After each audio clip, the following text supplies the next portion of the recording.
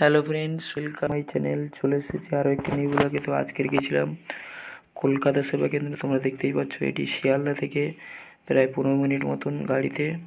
তো ওখানে একটি অনুষ্ঠানে ইনভাইটে গেছিলাম। তো ওখানে একটি প্রোগ্রাম হয়েছিল ওই হলে।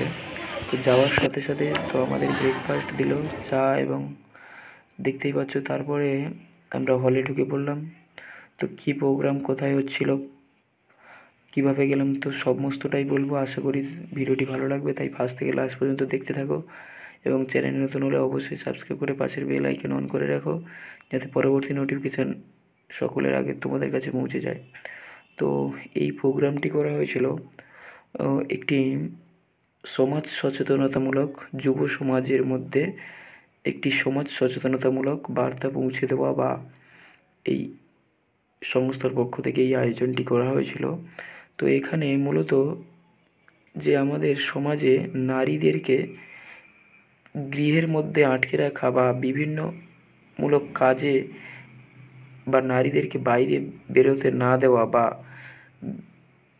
এই রকম কিছু ধ্যান ধারণা, বা নারীকে সবসময় ছোট করে দেখা, বা বলা হয় যে পুরুষ শাসিত সমাজে যে পুরুষরাই বাইরে বেরোবে এবং ইনকাম করবে, সংসার চালাবে, সেই রকম কিছু মনোভাব।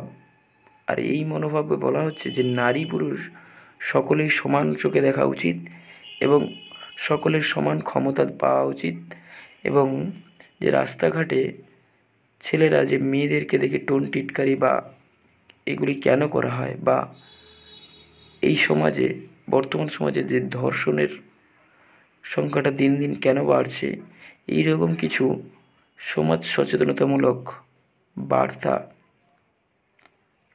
পৌঁছে দেওয়ার জন্য এইরকম একটি প্রোগ্রাম আয়োজন করা হয়েছিল। এটি কলকাতা সেবা কেন্দ্রের পক্ষ থেকে। তো ভিডিওটি দেখতে পাচ্ছ যে যুক্তি, তর্ক আর জেন্ডার নিয়ে কিছু আলোচনা হচ্ছিল এখানে। তো এইরকম কিছু বক্তব্য শুনবো,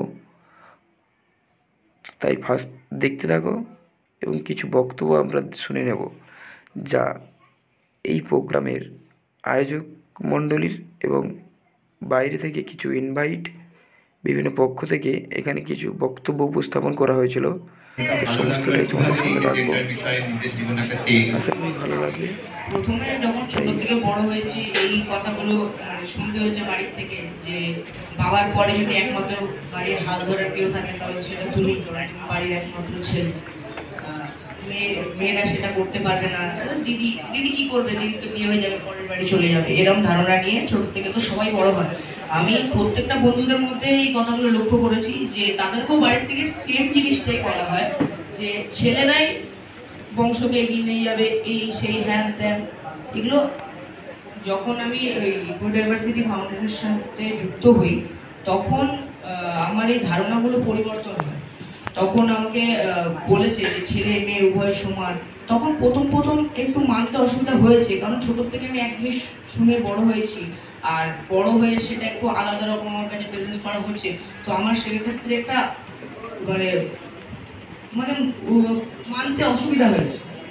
তারপর দেখলাম যে বাড়ির থেকে বলা হতো তুমি ছেলে বলে তাই তুমি রাতের বেলা তুমি বাইরে থাকলে কোনো অসুবিধা নেই, তুমি ছেলে বলে তাই তোমাকে সংসারে হাল ধরতে হবে। কিন্তু ইকুইডাইভার্সিটি ফাউন্ডেশন আমাদেরকে শিখিয়েছে যে খালি ছেলেরাই বাড়ির হাল ধরতে পারে না, মেয়েরাও বড় হয়ে পড়াশুনো করে বাড়ির হাল ধরতে পারে, তাদের মধ্যেও ক্যাপাসিটি আছে, তারাও মানে তারাও সংসারকে চালনা করতে পারে। সবসময় যে ছেলেরাই করবে এর কোনো মানে নেই। এই বিষয়ের জন্য আমাদের স্কুলে একটা প্রোগ্রাম অ্যারেঞ্জ করা হয়েছিল, যে বাড়ির কাপড় গোছানো থেকে শুরু করে বাসন মাজা অবধি সব মেয়েরা করে, আর ক্রিকেট খেলা, ফুটবল খেলা সব ছেলেরা করে। এই ধারণাটাকে পাল্টানোর জন্য আমাদের স্কুলে একটা গেম অ্যারেঞ্জ করা হয়, ছেলেরা কাপড় জামা ভাঁজ করবে আর মেয়েরা বল থ্রো করে উইকেট ফেলবে।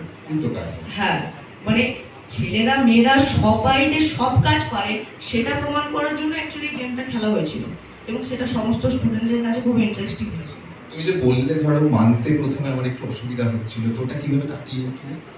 ওটা দেখলাম যে ছেলেরা এবং মেয়েরা উভয়ে সমান। ছোট থেকে যে শিখিয়েছে যে ছেলেরাই একমাত্র ইনকাম করবে, ছেলেরাই একমাত্র বংশের হাল ধরবে, এরম না ব্যাপার। এই জায়গাটা তুমি কাটিয়ে উঠতে পেরেছো, হ্যাঁ। মানে এর মধ্যে থেকে। আমি পরবর্তী প্রশ্নে আসছি, তার আগে যেটুকু বলা হলো সেটা একটু আলোচনা করে নেওয়া দরকার। প্রত্যেকেই একটা কথা বলবো যে প্রত্যেকের জীবনে কোনো না কোনো তারা ট্রেনিং পেয়েছেন বা কোনো না কোনো প্রোগ্রামের সাথে যুক্ত হয়েছেন, মানে একটা এক্সপোজার কোনো না কোনো ভাবে তারা পেয়েছেন। তার পরবর্তী সময় তারা সেই এক্সপোজারের মধ্যে দিয়ে সবার একটা হলো, আর আমার মানসিক স্বাস্থ্য আলাদাভাবে বিঘ্নিত হলো, কারণ ওটা তো আমি পাচ্ছি না। মানে সবার সামাজিক পরিস্থিতিটা তো সমান নয়, কিন্তু আমার ওই আশা চাওয়া পাওয়াটা ওইভাবে তৈরি করে দেওয়া হলো। এই যে তো বক্তব্যটা কেমন লাগলো অবশ্যই জানিও। তবে এরপরে লাঞ্চের টাইমে টিকিট হাতে করে নিয়ে খাবার লাইনে দাঁড়িয়েছিলাম। তো দেখতে পাচ্ছ এখানে লাঞ্চে ছিল ভাত, ডাল, মাছ, পাঁপড়, মিষ্টি, আইসক্রিম, মাংস এবং এঁচোড়ের তরকারি ছিল। তো লাঞ্চ, এরপর দুপুরে লাঞ্চ সেরে ফেললাম। তারপরে আরও কিছু প্রোগ্রাম ছিল, ওখানে অ্যাটেন্ড করলাম। এই যে হলটিকে তোমাদের সম্পূর্ণটা ঘুরিয়ে দেখাচ্ছি, বিভিন্ন ব্যানারগুলো বা এখানে যুক্তিতর্ক দেখতে পাচ্ছ, জেন্ডার নিয়ে কিছু, এবং এখানে বিভিন্ন জায়গা থেকে বা বিভিন্ন ক্লাব থেকে এখানে বা বিভিন্ন সংগঠক থেকে এখানে ইনভাইট করা, ডাকা হয়েছিল তাদেরকে, এবং আমিও তাদের ওই সব দলের মধ্যে আমিও গিয়েছিলাম। তো দেখতে পাচ্ছ নতুন পরিচয়ে বা কিছু পরিচিতি নিয়ে কিছু আলোচনা বা বিভিন্ন সচেতনতামূলক প্রোগ্রামের ছবিগুলি।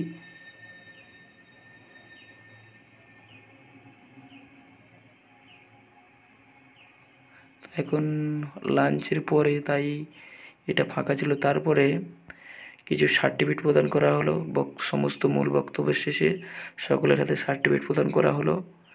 তারপর ওখান থেকে কিছু সকলকে দেওয়া হয়েছিল কিছু গিফট হিসাবে, এই দেখতেই পাচ্ছ এই গিফটগুলি দেওয়া হয়েছিল। তো প্রোগ্রামগুলি কেমন লাগলো অবশ্যই কমেন্টে জানিও, এবং এই বিষয়ে সকলের মতামত অবশ্যই কমেন্টে জানিও। তো দেখতে পাচ্ছ বাড়ি ফেরার সময় সন্ধ্যা হয়ে গেছিলো, শিয়ালদা স্টেশন।